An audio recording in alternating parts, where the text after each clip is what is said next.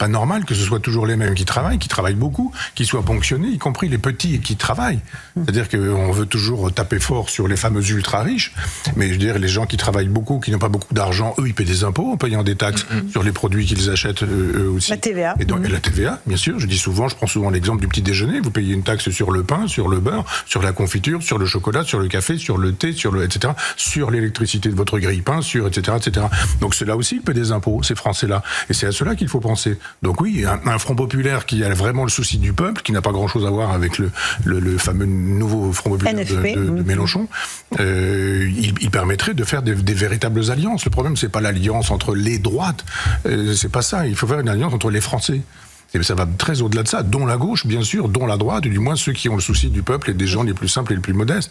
Et donc, c'est pas en donnant les recettes qu'a donné tout à l'heure Gabriel Attal qui sont assez pitoyables. Ce jeune homme qui ne se remet pas d'avoir été congédié, qui est dans une hargne permanente maintenant quand il s'exprime, il est dans le piétinement du futur cadavre d'Emmanuel Macron en disant votez pour moi et vous allez voir, on a des idées. Non, les bonnes idées, elles sont dans le fait d'aller chercher là où se trouve l'argent, qui n'est pas chez les ultra-riches, qui n'est pas non plus chez ceux qui payent tout le temps en permanence. Mais il y a trop de gens qui ne travaillent pas et qui pourraient contribuer grandement d'ailleurs à contribuer aux finances nationales.